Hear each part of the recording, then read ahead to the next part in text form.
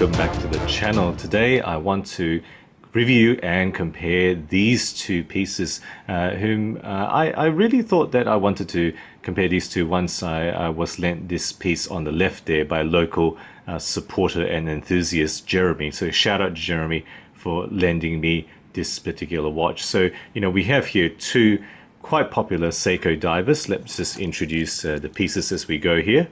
So on the left corner we have here the SBDC053, or you can call it the SPB053. I like to call it the 62 Max because it is actually kind of homaging or based on the 62 Max, the vintage original Seiko diver, but it's absolutely maxed out on the size at 43 millimeters. So I like to kind of nickname this the 62 Max. Hopefully that takes on, but no, it probably won't. But I reviewed this a little while back, and it's pretty popular. And in fact, the SLA017 model, which is more an homage to original, has effectively sold out despite being quite expensive. Okay, so that's that 62 Max model on the left corner.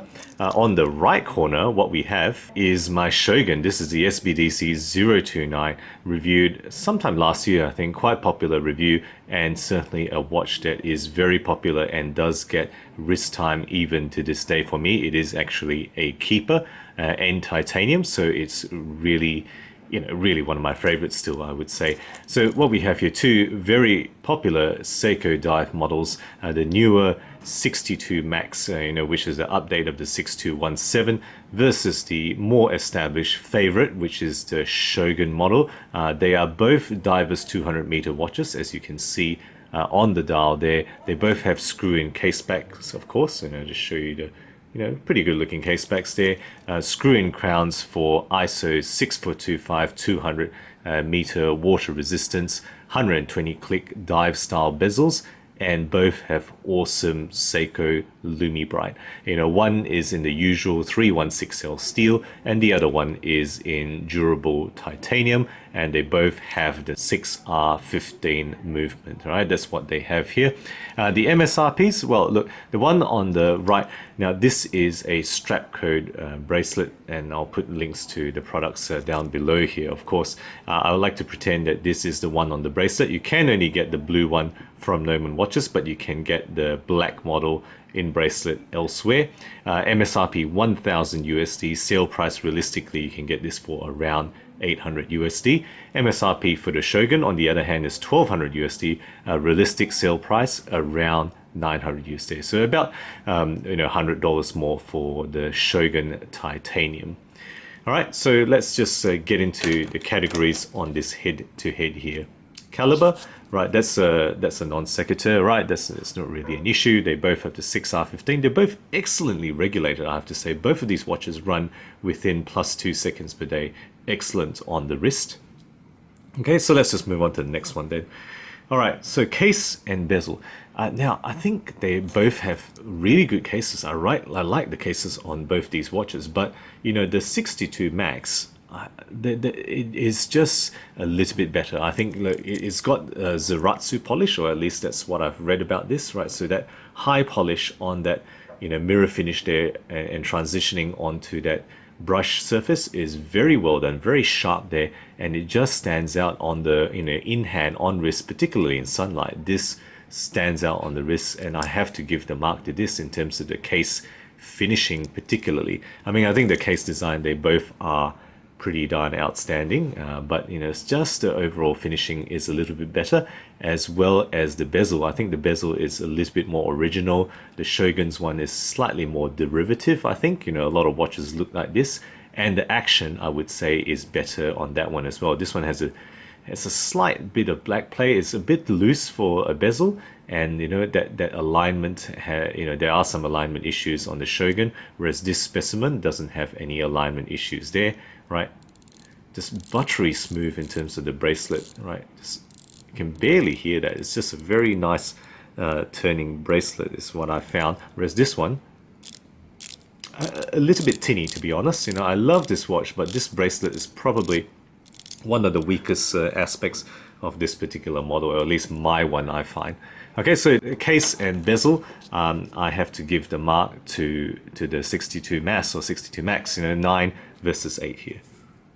So next up, dial and crystal here. So I think the Shogun has a kind of a straightforward, utilitarian style. Nothing to criticize here. It's a matte dial, very, very straightforward, and a really, I do like the dial. But the 62 Max, I think, if you're talking about, layout, I think there's no doubt that it is equally pleasing in terms of legibility. It's just that sunburst.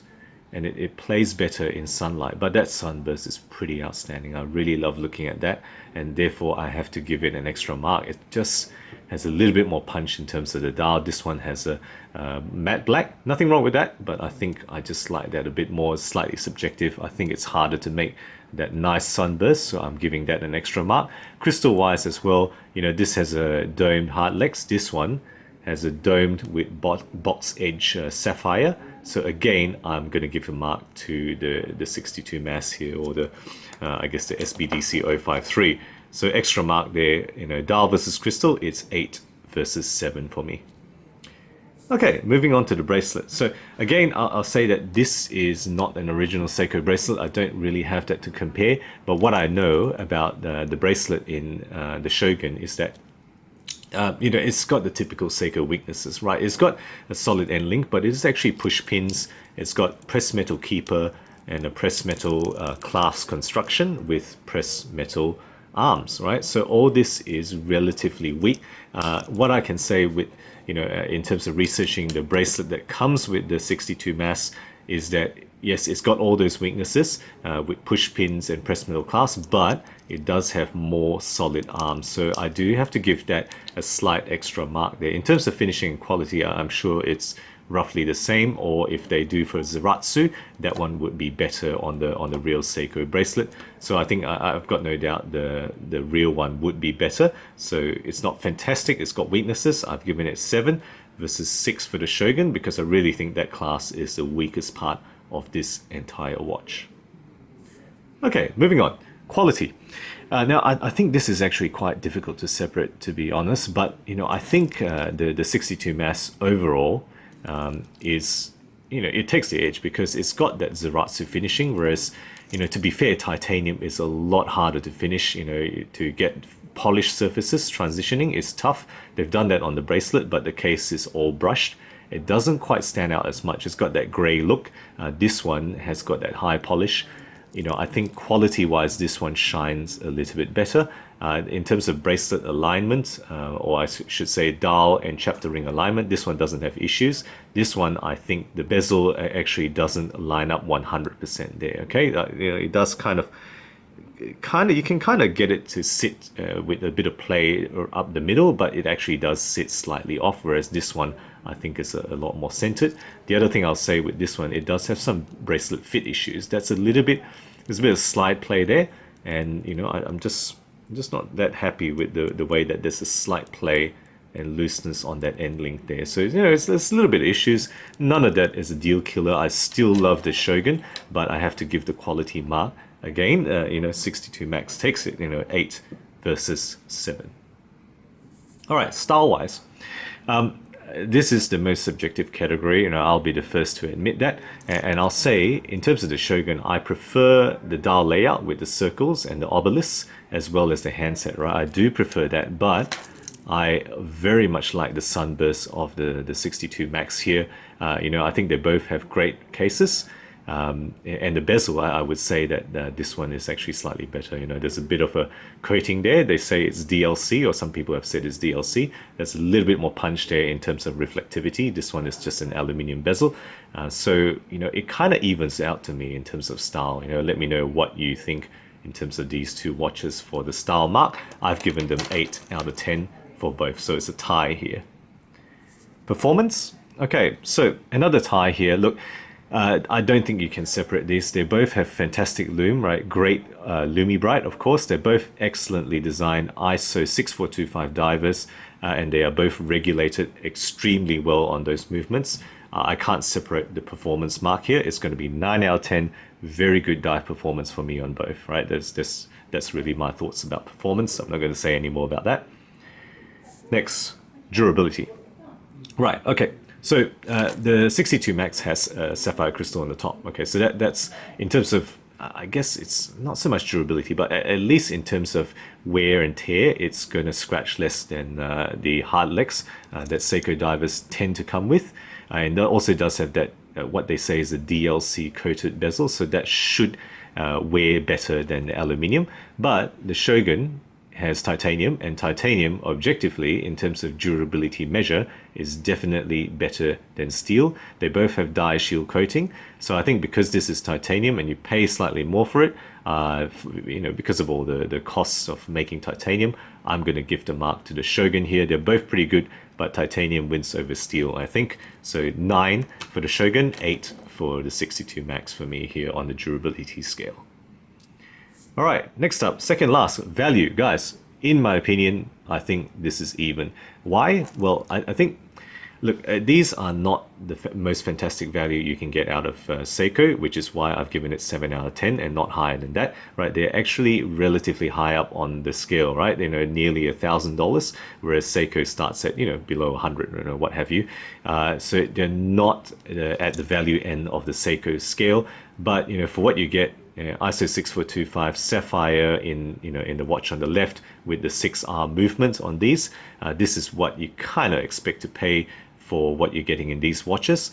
You're paying $100 more for the titanium, in lieu of sapphire in this watch. I think that's a fair trade-off. So in my opinion, the value proposition of these watches are about the same in the Seiko range. So again, not the best value, but I think it evens out in terms of what you're getting. 7 out of 10 for me for both these watches. All right, last one, brand. Again, a non-factor. Seiko for me scores 8 out of 10 every time I do a head-to-head, and I've left it at that. So what is the final score? If you've been adding up, it should be pretty obvious which one won. Indeed, it is actually the SBDC053 on the left that edges out. So in summary, guys, it's a relatively close battle still. There's no pushover. The Shogun, popular similar price Seiko auto divers, I've given them a tie in style, performance and value, and note that the movement and brand were just equal without being compared because they're exactly the same thing. I think the Shogun objectively has to take the mark on durability with its titanium, but the 62 Max wins out because it's got the, in my opinion, better case, bezel, dial, crystal, bracelet, and overall quality finish. So it really does do a lot better in various other categories. So it takes the win for this head-to-head. So there you go, guys. That's my head-to-head on these. My thoughts. Let me know your ideas, your thoughts. Which one do you think should have won, or what categories you would have scored differently. Guys, if you enjoy my videos, do consider subscribing. Always aiming to be objective and unbiased in all things horology. Thank you again for sticking with me, and as always, I'll catch you guys next time.